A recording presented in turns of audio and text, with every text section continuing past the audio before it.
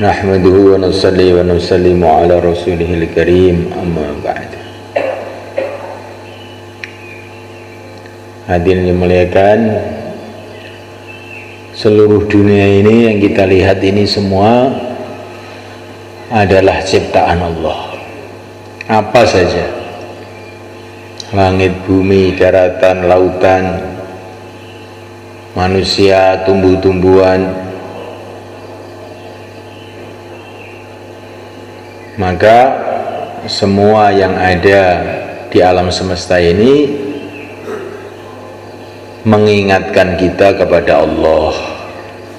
Kita ini melihat apa saja, ingat kepada Allah. Yang tidak tampak juga, setan, jin, perkara-perkara yang di langit, di bawah bumi, yang di akhirat, semua juga ciptaan Allah. Maka kita ini mengingati langit, mengingati apa saja yang tampak, yang tidak tampak, ingat kepada Allah. Kalau kita ini melihat kebaikan-kebaikan, tanamkan dalam hati, kebaikan itu ciptaan Allah. Kemudian doa, ya Allah, mudahkan kebaikan untuk diri saya, untuk umat. Insyaallah, malaikat. Kalau kita melihat keburukan, keburukan itu pun juga ciptaan Allah. Maka kita doa, ya Allah, jauhkan aku, jauhkan umat dari keburukan. Malaikat Allah Ta'ala apa saja mengingatkan orang yang beriman itu kepada Allah. Maka tidak ada perkara yang membuat lupa kepada Allah, itu enggak ada kalau orang sudah paham begitu. Melihat anak, ya ingat Allah, ini juga ciptaan Allah. Melihat istri, ingat Allah, karena ini ciptaan Allah juga. Melihat apa saja, ingat kepada Allah. Jadikan seluruh makhluk ini sebagai tasbih. Ya, tasbih itu subhanallah, subhanallah, subhanallah. Begitu juga kita melihat makhluk apa saja itu ingat sama Allah. Termasuk diri kita sendiri ini. Kita ini bernafas, juga Allah yang menggerakkan jantung kita, paru-paru kita. Maka nafas kita ini mengingatkan kita kepada Allah. Kalau kita ini sakit itu pun yang mendatangkan Allah. Maka ingat kepada Allah, doa Allahumma shfi anta syafi, sembuhkan penyakit saya. Atau kayak doa sahabat, jadikan penyakit saya ini pelebur dosa saya. Insyaallah, malaikat, penghapus dosa saya. Kalaupun sehat, yang masih sehat ini juga Allah. Untuk apa kita disehatkan? Maka disyukuri dengan kita banyak beramal kebaikan. Kalau susah, ini pun dari Allah. Kenapa Allah bikin susah? Supaya jangan terlalu betah di dunia. Ini kesusahan di dunia ini pun nikmat Allah sebetulnya. Supaya apa? Supaya kita tidak lalai dari negeri akhirat. Kalau dunia ini dibikin senang semua oleh Allah, maka ini malah bahaya buat kita. Nanti kita lupa dengan akhirat. Sedangkan akhirat itu lebih besar, lebih gede, lebih nikmat. Nah, karena akhirnya jadi bahaya, ya enggak semuanya? Kala innal insana la yatgha ar-ra'ahu istaghna. Manusia itu kurang ajar kalau sudah merasa kaya, itu kurang ajar. Maka kemiskinan itu pun anggap satu nikmat. Coba kalau orang-orang kaya pagi begini ngapain? Lari pagi, gitu, minum susu, Terus apa lagi? Lari pagi, baca Quran. Apa lagi? Ini orang kaya ini kalau pagi ini berat mau duduk di Majelis Bayan begini. Ini gara-gara kita ini orang miskin, akhirnya bisa duduk di masjid. Coba kalau presiden suruh duduk di masjid pagi-pagi begini kan nggak mau. Kecuali Presiden Umar bin Khattab aja. Ya. Berarti kita ini tidak jadi presiden, ini nikmat Allah, ya nggak? Nikmat Allah. Nah. Jadi jangan kita anggap ini satu musibah, nikmat. Nah. Musibah itu di dalamnya ada nikmat. Nah. Kalau kita ini faham, kata para ulama, apa saja yang membuat kamu tidak betah di dunia terus ingin ke akhirat, itu semua nikmat. Apa saja yang bikin kamu itu lalai kepada akhirat walaupun menyenangkan, itu musibah sebetulnya. Maka kalau dapat kesenangan jangan lalai. Nanti kalau kesenangan jadi lalai, menjadikan kita lalai, akhirnya kesenangan itu jadi musibah. Jadikan kesenangan itu seperti kesenangannya Nabi Yusuf. Rabbi qad ataitani minal mulki wa 'allamtani min ta'wilil ahadis fatiras samawati wal ard anta waliyyi fid dunya wal akhirah tawaffani muslima wa alhiqni bis salihin. Setelah jadi raja, bukan itu saleh, Nabi Yusuf itu setelah jadi raja ingin kerajaan yang lebih besar, yaitu kerajaan surga. Insya Allah, kan? Kalau ketemu istri, ingin istri yang lebih cantik, bidadari, sehingga istrinya itu tidak membuat lupa tahajud. Insya Allah, kan? Ini yang sudah punya istri. Kalau santri nggak punya istri sih malah enak, ya. Nikmat Allah. Orang nggak punya istri itu nikmat Allah, ya. Kalau punya istri itu nikmat, bukan ujian. Ya. Paling enak itu orang nggak punya istri, duduk di masjid, tidur di masjid, nggak ada yang ngurus, ya. Makan seadanya, nggak ada yang marah. Enak nggak? Enak apa enggak? Kamu enak enggak jadi enggak punya istri?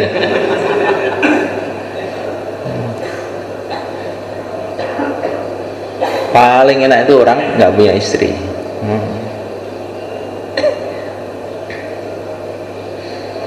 Tapi lebih lagi punya istri tapi selalu ingat pada Allah. Pokoknya apa yang bikin kita lupa kepada Allah, lupa pada akhirat, itu musibah, gitu aja. Apa yang bikin kita ini ingat kepada Allah, ingat akhirat, itu nikmat. Karena tujuan kita ini adalah negeri akhirat.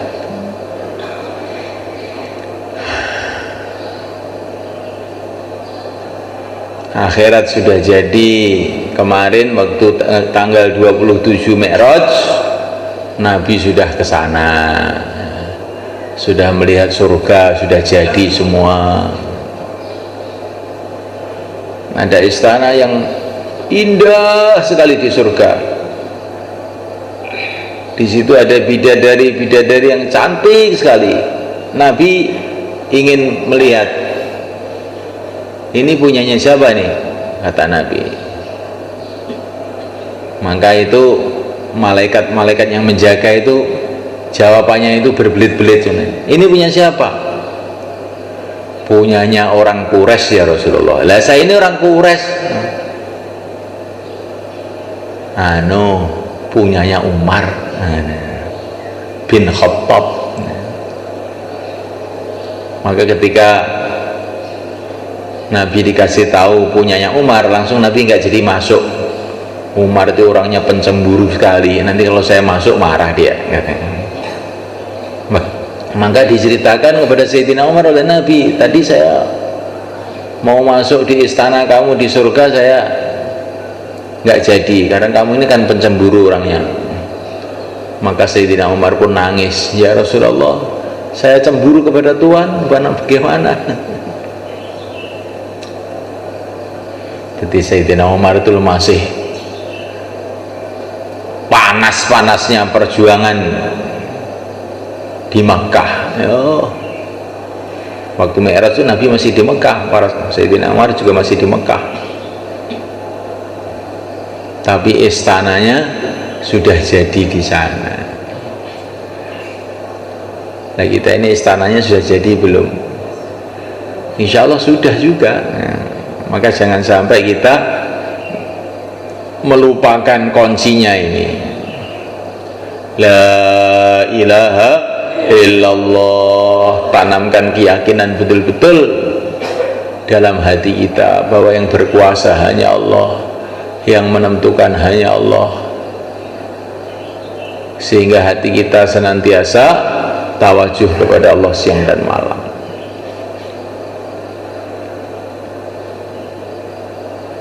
Nah, dimulaikan, dan Allah SWT jadikan dunia ini tempat ujian. Semua dunia ini ujian. Yang enak itu juga ujian, yang susah itu juga ujian. Dunia ini ujian. Yang lulus ujian yaitu orang yang menghadapi enak, menghadapi susah, senantiasa istiqomah mengingati Allah, istiqomah dalam agama Allah. Itu yang istiqomah, itu yang sukses. Yang sukses bukan orang sehat, orang yang istiqomah. Sehat itu bukan sukses, sehat itu ujian. Kalau istiqomah dalam agama itu sukses. Sakit itu bukan sukses, sukses itu ujian. Jadi raja bukan sukses, itu ujian.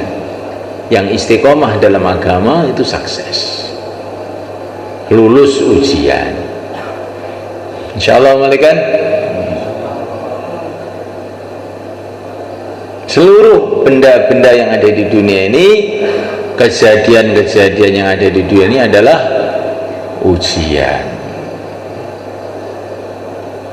Sekarang saya mau tanya, kalau kamu masuk ujian, pertanyaannya banyak dengan pertanyaan sedikit, senang mana?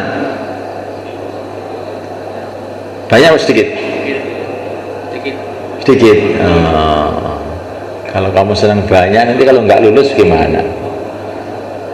Mudah-mudahan. Orang tuh cari selamat itu, jangan mudah-mudahan. Ujian itu tambah sedikit, tambah seneng kita, ya nggak? Kalau ujian masuk kelas soalnya 1000 gitu, gimana kira-kira kamu?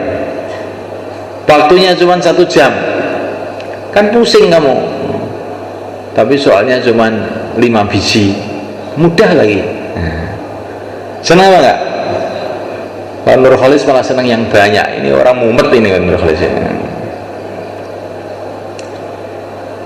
Begitu juga orang yang paham itu, kalau dikasih dunia banyak itu malah takut. Kalau dikasih sedikit, berarti ujiannya sedikit, malah senang. Insya Allah. Ya? Iya enggak? Dunia ini bekal menuju akhirat. Kamu mau ke Surabaya, cukup membawa uang berapa? 100.000 cukup? Cukup. Tapi kamu ke Surabaya dikasih uang 1 triliun, malah bahaya ini, bisa dirampok di jalan kamu, digebuki orang mampus. Secukupnya saja. Ini mau saya kasih uang kamu 1 miliar untuk bekal ke Surabaya. Rumah kamu ke Surabaya toh? Iya. Ini saya kasih bekal 1 miliar. Oh jangan Pak, jangan. nanti saya dirampok di jalan malah repot. Kalau enggak, ini memang rezeki kamu, saya kasihkan kamu. Kalau bapak mau ngasihkan saya, langsung dikirim ke Surabaya aja, ke rumah.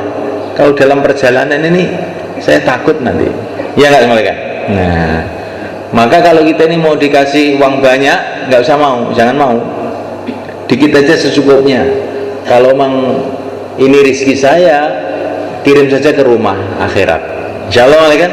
Nah, rumah kita ini akhirat, jangan dibawa dalam perjalanan uang itu, nanti dirampok kita. Kalau mempunyai rezeki banyak, ditaruh di rumah saja, insya Allah aman, rumahnya yaitu negeri akhirat. Maka Nabi itu tidak suka banyak-banyak harta. Allahumma ij'al rizqa ali Muhammadin quta, ya Allah jadikanlah rizki keluarga Muhammad itu makanan secukupnya aja, gak usah lebih, gak usah kurang. Kalau kurang nanti gak kuat jalan. Kalau lebih, lah untuk apa perjalanan kok? Perjalanan ke Surabaya bawa beras 1 karung, malah repot. Cukup nasi 1 bungkus saja sudah cukup, insya Allah. Itulah dunia. Dunia ini bulughah, dunia ini adalah bekal untuk ke akhirat. Maka yang baik itu secukupnya.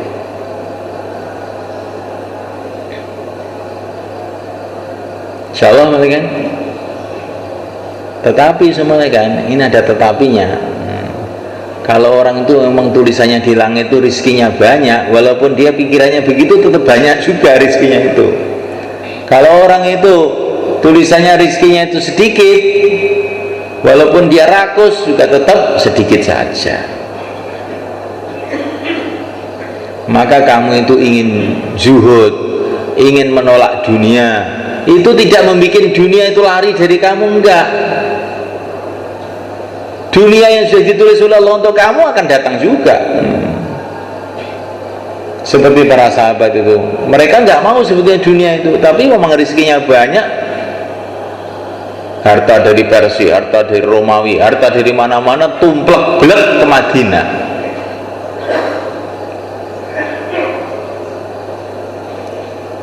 Jadi aneh dunia ini. Maka kata para ulama, rizki kamu itu seperti bayangan kamu. Ngerti bayangan? Kalau kamu buru malah lari, tapi kalau kamu lari dari dia, malah dia memburu kamu. Ngerti bayangan tuh, ayang-ayang itu loh. Ayang-ayang kalau kita jalan, kamu buru itu bayangan itu, nanti kan lari. Tambah kamu buru tambah lari. Tapi kalau kita lari dari bayangan itu, bayangan itu malah membuntuti kita terus. Seperti itulah. Maka di dalam satu hadis dikatakan, barang siapa yang tujuan hatinya itu adalah akhirat, kerisauannya adalah akhirat, dunia itu akan datang dengan mudah. Siapa yang kerisauan hatinya itu dunia, maka dunia itu akan datang dengan dia bersusah-susah. Insya Allah, kan? Jangan kamu kira orang kaya-kaya itu tidak susah, kan? Saya tuh banyak punya teman-teman orang-orang kaya itu malah pusing, kepalanya pusing. Sibuk aja, insya Allah. Sopirnya sudah tidur, pegawainya pabrik sudah tidur, dia tidak bisa tidur. Semikir aja terus. Ada orang Temboro itu sudah sakit, kan? Stroke, nggak bisa jalan. Tapi dia ini minta tiap hari itu diantar oleh keluarganya pergi ke sawah, pakai mobil pergi ke sawah. Nanti kalau sudah melihat sawah udah senang, pulang lagi. Nanti sampai di rumah minta ke sawah lagi. Itu orang kaya itu kayak begitu. Sudah mau mati juga mikir sawah terus. Insya Allah, kan? Kita seperti itu, insya Allah, ya. Nah, kita ini kayak Rasulullah itu loh. Dalam sakaratul maut mengeluarkan jamaah. Ketika mau wafat, apa yang beliau buat? Beliau membuka tirai jendelanya, melihat para sahabat sedang sholat. Senang Rasulullah itu melihat para sahabat pada sholat, senang. Setelah Nabi melihat para sahabat pada sholat itu, tutup tirainya, terus langsung wafat. Kalau kesenangannya petani melihat sawah, kesenangannya insinyur melihat pabrik, kesenangannya santri apa?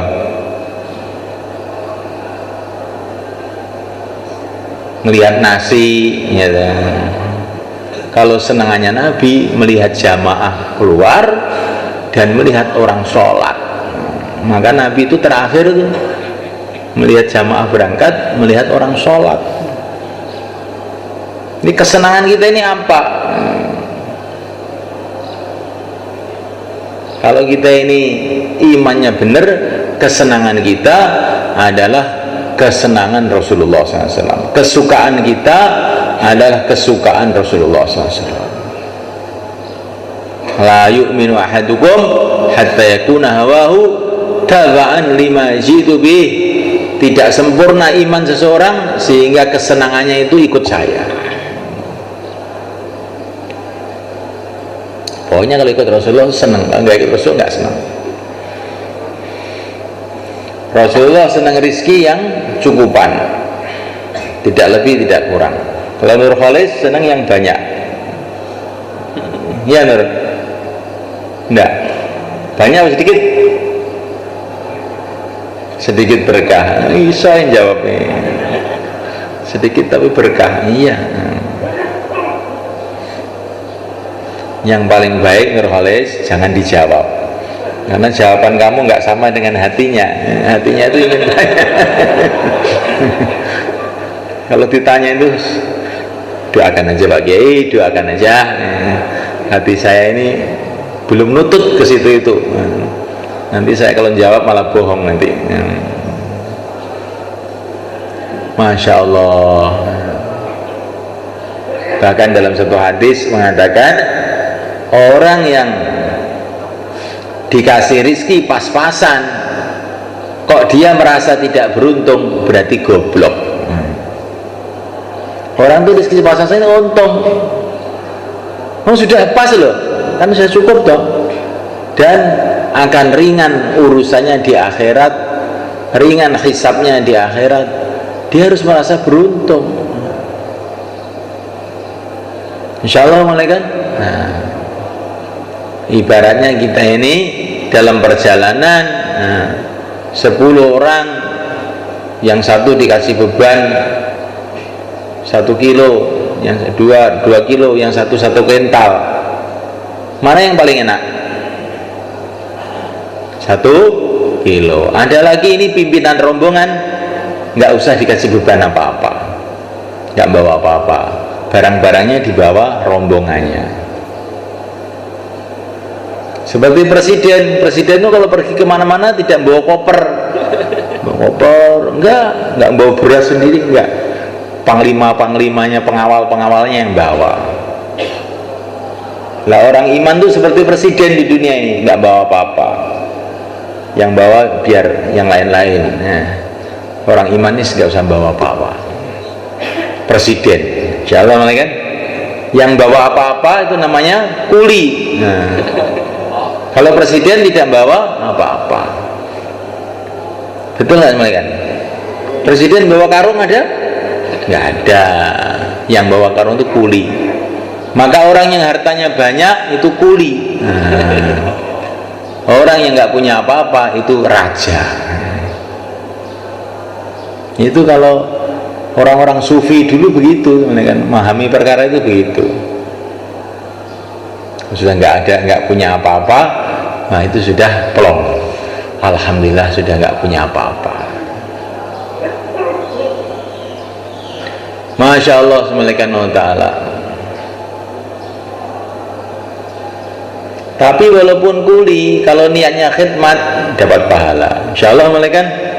Jadi kalau kita ini oleh Allah dikasih rezeki banyak, niatkan untuk khidmat. Nah, jangan kita berbangga-bangga karena bawa karung itu. Kita ini bawa karung kok bangga. Kecuali kalau bawa karung untuk khidmat, istimak kudama, ya bagus, insya Allah, kan? Apa saja dunia ini yang tidak kamu niati untuk khidmat, itu adalah kehinaan. Tapi kalau kamu niati untuk khidmat, ya dapat pahala, insya Allah. Senangannya Rasulullah mengeluarkan jamaah dan melihat orang sholat, masya Allah, itulah yang dibuat Nabi pada akhir hayatnya. Itu pula yang akan kita buat hari ini, insya Allah, kan?